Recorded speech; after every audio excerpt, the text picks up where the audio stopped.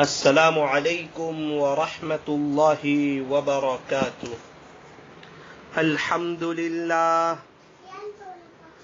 الحمد للہ وکفى وسلام علی عبادہ الذین اصطفى، اما بعد فأعوذ باللہ من الشیطان الرجیم، بسم اللہ الرحمن الرحیم، وذروا ظاہر الإثم وباطنہ، صدق اللہ مولانا العظیم، وصدق رسوله النبي الكريم، ونحن على ذلك لمن الشاهدين والشاكرين، والحمد لله رب العالمين۔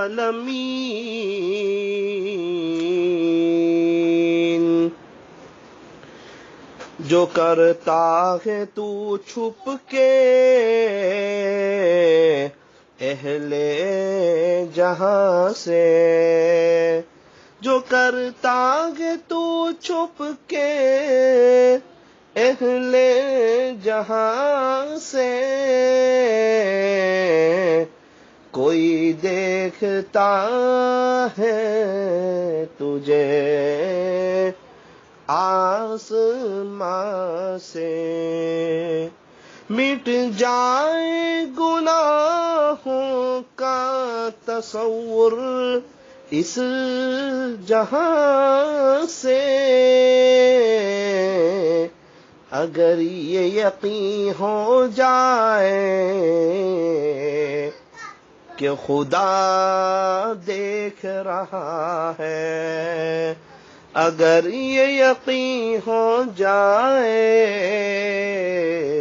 کہ خدا دیکھ رہا ہے، اے انسان اب بھی فرصت توبہ کے دیر نہ کر، وہ ابھی گرا نہیں، جو گرا پھر سنبھل گیا۔ اٹھ بندے باندھ کمر، کیا ڈرتا ہے، پھر آگے آگے دیکھ اللہ کیا کرتا ہے، جو کرتا ہے تو چھپ کے اہل جہاں سے، کوئی دیکھتا ہے تجھے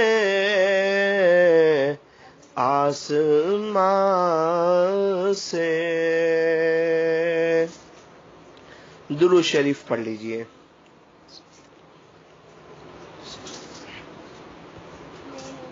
اللہ تبارک و تعالی ہمارے درود شریف پڑھنے کو قبول فرمائے، اور اللہ تعالی ہمیں موت تک کثرت سے، ادب سے، عظمت سے، اور اس استحضار کے ساتھ کہ میں یہاں ہوں، میرا دل مدینے میں ہے، اللہ ہمیں درود شریف پڑھتے رہنے کی توفیق اور سعادت نصیب فرمائے۔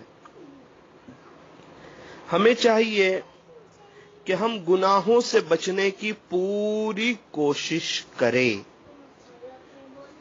ہمارے لیے گناہوں سے بچنا مشکل ہے، لیکن اللہ کے لیے تو ہمیں بچا لینا آسان ہے، لہذا ہم اللہ کی ذات پر بھروسہ کریں، اور پوری دنیا میں ہمارے دو ہی دشمن ہیں، اس کو یاد کر لیجئے، اس کو یاد رکھ لیجئے، ایک نفس اور ایک شیطان۔ ہمیں چاہیے کہ ان دونوں سے ہم پکی دشمنی کریں، ان سے دشمنی ہوگی تو اللہ خوش ہو جائیں گے، اور ان سے دوستی کریں گے، نفس و شیطان کی بات مانیں گے، گناہوں کے راستے پر چلیں گے تو ہم اللہ کی نظروں سے گر جائیں گے۔ اور ایک انسان کی سب سے بڑی بربادی یہ ہے کہ وہ اللہ کی نظر سے گر جائے۔ اس لیے ہم سب سے پہلے تو توبہ کر لے، پچھلے جو بھی گناہ ہوئے اے سے زیڈ تک سارے گناہوں سے اللہ سے معافی مانگ لے، اور آئندہ گناہوں سے بچنے کا پختہ ارادہ اور عزائم کر لے، اور یہ طے کر لے کہ اب مجھے گناہ نہیں کرنا، اب مجھے اللہ کو ناراض نہیں کرنا، اللہ کو ناراض کرنے والا اب مجھے کوئی کام نہیں کرنا۔ اس لیے فرمایا کہ یہ نہ دیکھو گناہ چھوٹا ہے یا بڑا ہے، بلکہ یہ دیکھو کہ کون ناراض ہو رہا ہے۔ اچھا بھائی، گناہ کرنے سے کون ناراض ہوتا ہے؟ تو کہا اللہ ناراض ہوتے ہیں۔ اچھا بندہ گناہ کب کرتا ہے؟ جب یہ بھول جاتا ہے کہ اللہ مجھے دیکھ رہے ہیں۔ اگر یہ یاد رہ جائے کہ اللہ مجھے دیکھ رہے ہیں، میرا خالق مجھے دیکھ رہا، میرا مالک مجھے دیکھ رہا، میرا پالنہار مجھے دیکھ رہا، میرے اللہ، میرے پیارے اللہ، رحیم اللہ، کریم آقا، تو وہ اللہ مجھے دیکھ رہے ہیں، پھر بندہ گناہوں سے بچے گا۔ اگر کوئی بزرگ ہمارے ساتھ ہو تو ہم بد نظری کرتے ہوئے بچتے کہ نہیں؟ ہمیں پتا ہے کہ اللہ والے ہمارے ساتھ ہے، کیسا لگے گا بد نظری کریں گے تو؟ اتنی بڑی ہستی کے ساتھ ہم بد نظری کریں، ارے اتنی بڑی ہستی کا پروردگار ہر وقت ہمارے ساتھ ہے، اور اللہ کے ساتھ ہوتے ہوئے اللہ ہمیں دیکھ رہے ہیں، ہمیں پتا ہے کہ اللہ ہمیں دیکھ رہے ہیں، پھر بھی ہم بد نظری کریں، پھر بھی ہم گناہ کریں، پھر بھی ہم گانے سنیں، پھر بھی ہم جھوٹ بولیں، پھر بھی ہم دھوکہ دیں، پھر بھی ہم تانے دیں، پھر بھی ہم بد نظری کریں، پھر بھی ہم لوگوں کی غیبتیں سنیں، پھر بھی ہم چغلی کریں، پھر بھی ہم لوگوں کو تکلیف پہنچائیں، پھر بھی ہم نمازوں میں تاخیر کریں، پھر بھی ہم نمازوں میں سستی کریں، اللہ تعالی ہماری حفاظت فرمائے۔ تو اللہ ہمیں دیکھ رہے ہیں، اس بات کو اپنے دل کے اندر بٹھا لیجئے۔ اللہ تو دیکھ ہی رہے ہیں، کوئی شک کی بات نہیں۔ ابھی میں بول رہا ہوں اللہ مجھے بھی دیکھ رہے ہیں، آپ سن رہے ہو اللہ آپ کو بھی دیکھ رہے ہیں، تو اللہ تو دیکھ ہی رہے۔ الم یعلم بان اللہ یری انہ علیم بذات الصدور ان ربک لبالمرصاد یعلم خائنۃ الاعین وما تخفی الصدور وهو معکم اینما کنتم الم یعلم بان اللہ یری۔ میں اور آپ اللہ کی نظروں میں ہیں، اللہ کے علم میں ہیں، تو اللہ تعالی ہمیں دیکھ رہے ہیں، اس بات کو یاد رکھ لیجئے، اور گناہوں سے بچنے کی پوری کوشش کریں۔ اگر ہم گناہوں سے بچیں گے اور اللہ کے حکموں پر چلیں گے تو اللہ ہمیں اپنا ولی بنا لیں گے۔ گناہ کرنے میں بہت سی خرابیاں ہیں۔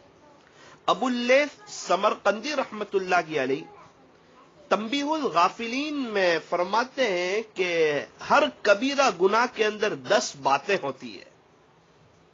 اللہ اکبر۔ اس کا خلاصہ کچھ تفصیل کے ساتھ سن لیجئے اس عاجز کی زبانی۔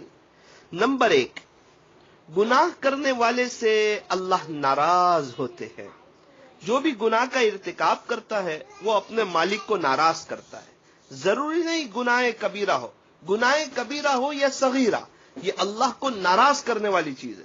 یہ اور بات ہے کہ چھوٹا گناہ وہ بڑا گناہ زیادہ خطرناک ہے، لیکن خیر ایک بزرگ فرماتے ہیں کہ گناہ چھوٹا ہو یا بڑا یہ نہ دیکھ، بلکہ یہ دیکھ کس کی نافرمانی ہو رہی ہے۔ تو گناہ کرنے سے اللہ ناراض ہو جاتے ہیں۔ جو بھی گناہ کا ارتکاب کرتا ہے وہ اللہ کو ناراض کرتا ہے۔ نمبر 2، گناہ کرنے والا شیطان کو خوش کرتا ہے، کیونکہ گناہ کے صدور سے دشمن شیطان خوش ہوتا ہے۔ ظاہری بات ہے، شیطان کو خوش کریں گے تو اللہ ناراض ہو جائیں گے، اس لیے گناہ سے بچنے کی پوری کوشش کرنی چاہیے۔ تو گناہ کیا تو شیطان خوش، اللہ ناراض، اور گناہوں سے بچے تو شیطان ناراض اور اللہ خوش۔ اور آپ کو پتا ہے کہ اللہ ملا تو سب ملا، اور اللہ نہ ملا تو کچھ نہ ملا۔ ہاں، یوں سمجھیے کہ گناہ کرنے والا جہنم کے قریب ہو جاتا ہے، نمبر 4 وہ جنت سے دور ہو جاتا ہے۔ یہ کتنا بڑا عذاب ہے کہ بندہ جہنم کے قریب ہو جائے، جہنم کے راستے پر چل پڑے اور جہنم میں لے جانے والے کام کرے، اور جتنا جہنم کے راستے پر چلتا جائے گا اتنا ہی جنت جو اللہ کا مہمان کھانا ہے اس سے دور ہوتا چلا جائے گا۔ تو گناہ کرنے والا جہنم کے قریب ہو جاتا ہے اور جنت سے دور ہو جاتا ہے۔ نمبر 5، گناہ کرنے والا اپنے نفس کے ساتھ بے وفائی کرتا ہے، گویا اس نے اس کو آگ میں پڑنے کے قابل بنا دیا۔ اللہ اکبر کبیرہ۔ اللہ تعالیٰ گناہوں سے ہماری جان چھڑائے، اللہ تعالیٰ ہمیں تقوی نصیب فرمائے۔ نمبر 6، گناہ کرنے والا اپنے نفس کو ناپاک کر لیتا ہے۔ ہر گناہ باطنی نجاست کے مانند ہے، جس طرح ظاہری نجاست پانی سے دھلتی ہے اسی طرح گناہوں کی نجاست توبہ سے دھلتی ہے۔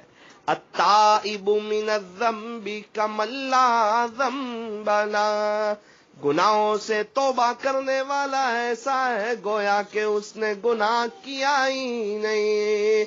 گناہوں سے توبہ کرنے والا ایسا ہے جیسے کہ اس نے گناہ کیا ہی نہیں۔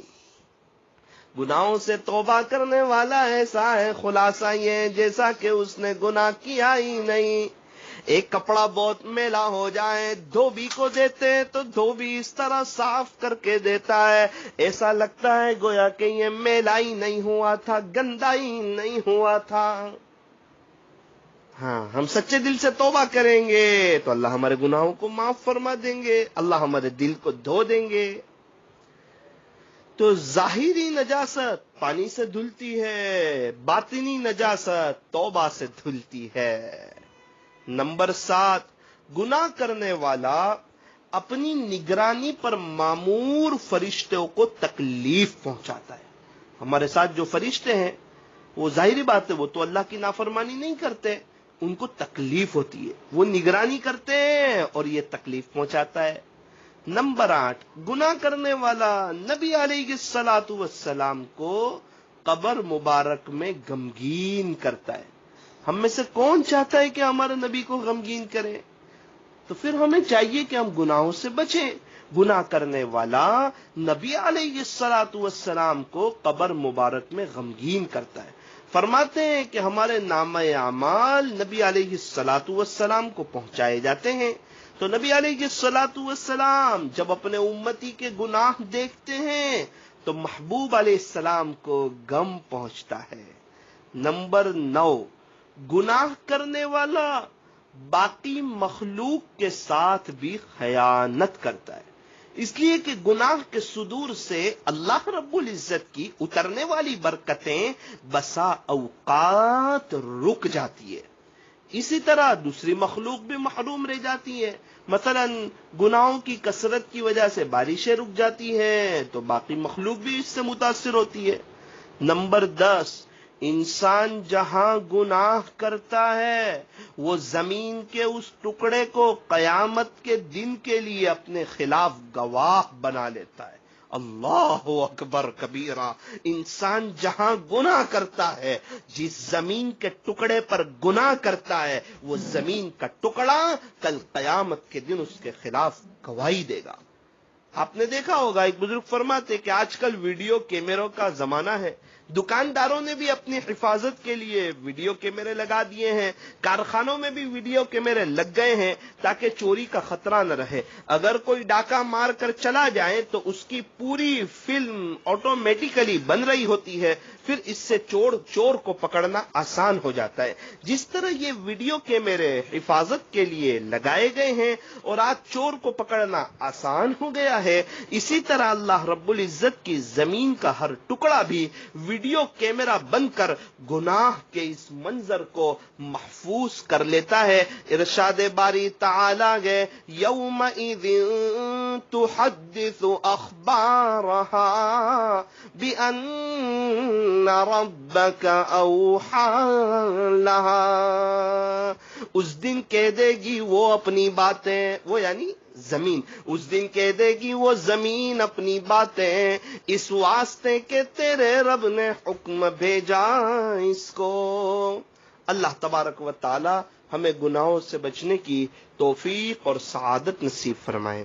ایک عجیب بات یہ ہے کہ انسان کئی مرتبہ گناہوں کا ارتکاب کرتا ہے، اس کے باوجود اپنے آپ کو بڑا سالک سمجھ رہا ہوتا ہے۔ انسان کی حالت تو یہ ہے کہ اسے دوسروں کے بارے میں گناہ کا شک ہو جائے تو وہ ان سے نفرت کرنا شروع کر دیتا ہے، اور اپنے عیبوں کا یقین ہوتا ہے لیکن پھر بھی اپنے نفس کے ساتھ محبت کرتا ہے۔ شیخ شرف الدین یحییٰ منیری رحمت اللہ علیہ نے ایک عجیب معرفت بھری بات لکھی۔ وہ فرماتے ہیں کہ دوسروں کی نظر میں اپنے آپ کو گرا دینا بڑا آسان کام ہے، اور اپنی نظر میں اپنے آپ کو گرا دینا سب سے مشکل کام ہے۔ اللہ اکبر کبیرہ۔ کتنے لوگ ہیں جو فرض کی پابندی بھی نہیں کرتے، وہ خواب میں کسی بزرگ کی شکل کو دیکھ لیتے ہیں تو اسی پر مست ہو جاتے ہیں، کہتے ہیں کہ مجھے خواب بڑے اچھے آتے ہیں۔ ایک بزرگ فرماتے ہیں کہ یاد رکھیں کہ جو خوابوں کے شہزادے بنتے ہیں وہ ہمیشہ خسارے میں رہتے ہیں۔ اللہ تعالی ہمیں عملی زندگی بنانے کی، سنتوں پر چلنے کی، گناہوں سے بچنے کی اللہ ہمیں توفیق و سعادت نصیب فرمائے۔ مشائخ فرماتے ہیں کہ انسان گناہ کرنے سے اللہ رب العزت کی نگاہوں سے گر جاتا ہے، اس سے بڑا عذاب اور اس سے بڑی سزا اور اس سے بڑی خطرناک بات کیا ہوگی کہ بندہ اپنے پیدا کرنے والے کی نظر سے گر جائے، اپنے خالق کی نظر سے گر جائے، اپنے مالک کی نظر سے گر جائے، اپنے پالنہار کی نظر سے گر جائے، اپنے رب کی نظر سے گر جائے، اپنے پروردگار کی نظر سے گر جائیں، اپنے پیارے اللہ کی نظر سے گر جائیں۔ اس سے بڑی خطرناک اور زبردست بات کیا ہوگی؟ اس لیے اللہ والے فرماتے ہیں کہ انسان گناہ کرنے سے اللہ رب العزت کی نگاہوں سے گر جاتا ہے۔ پھر کیا ہوتا ہے؟ جب اللہ کی نگاہ سے گرتا ہے تو خلاصہ یہ ہے کہ اللہ تعالیٰ اس سے اعمال کی توفیق چھین لیتے ہیں، اور سب سے پہلے جو توفیق چھینتے ہیں وہ یہ ہے کہ اس کو رات کے آخری پہر کی مناجات کی لذت سے محروم کر دیتے ہیں۔ اللہ اکبر۔ کتنے لوگ ہیں جو تہجد میں اٹھتے بھی ہیں پھر بھی ان کو دعاؤں کی حلاوت نہیں ہوتی، بلکہ دعا مانگنے کو ان کا دل ہی نہیں کرتا، دعا میں طبیعت ہی نہیں چلتی۔ یہ نہیں، حضرت فرماتے یہ نہیں کہ طبیعت چل نہیں رہی ہوتی، بلکہ وہ چلنے ہی نہیں دی جاتی۔ دن کے گناہوں کی وجہ سے بندہ رات کے عبادتوں سے محروم ہو جاتا ہے۔ اللہ تعالی ہمیں رات کے آخری پہر کی مناجات کی لذت کی توفیق اور سعادت نصیب فرمائے۔ ایک شخص حسن بصری رحمت اللہ علیہ کے پاس آیا اور عرض کیا، حضرت مجھے تہجد کی توفیق نہیں ہوتی۔ فرمایا، اے دوست تو اپنے دن کے اعمال درست کر لے، اللہ تعالی تجھے رات کے اعمال کی توفیق عطا فرما دیں گے۔ اللہ اکبر کبیرہ۔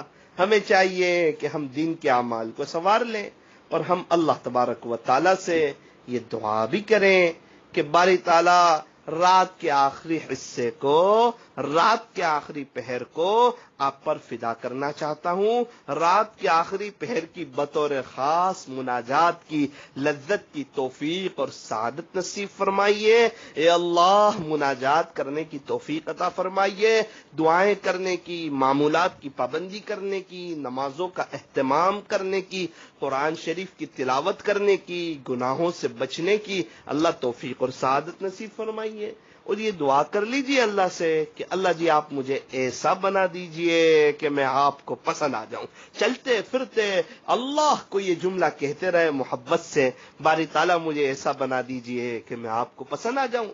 اگر ہم اللہ کو پسند آ جائیں گے، اگر اللہ ہی ہمیں ایسا بنا دیں گے کہ ہم اللہ کو پسند آ جائے، تو پھر تو ہمارا کام بن جائے گا۔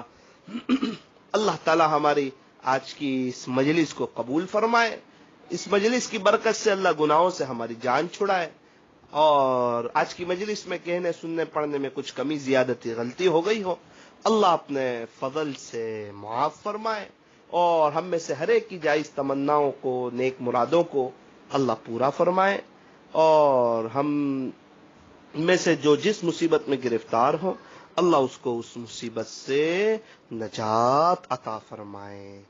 اللہ تعالی ہمیں بار بار حرمین شریفین کی مقبول حاضری نصیب فرمائے۔ مرنے سے پہلے پہلے اللہ ہمیں سچی توبہ کی توفیق اور سعادت نصیب فرمائے۔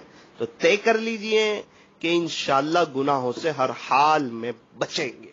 یہ طے کر لو کہ ہم اللہ کو ناراض نہیں کریں گے، ہم گناہوں سے بچنے کی پوری کوشش کریں گے، اللہ سے مدد مانگیں گے، نفس اور شیطان سے سچی پکی دشمنی کریں گے، اور پچھلے سارے گناہوں سے معافی مانگیے، آئندہ گناہوں سے بچنے کا پختہ ارادہ اور عزائم کیجیے۔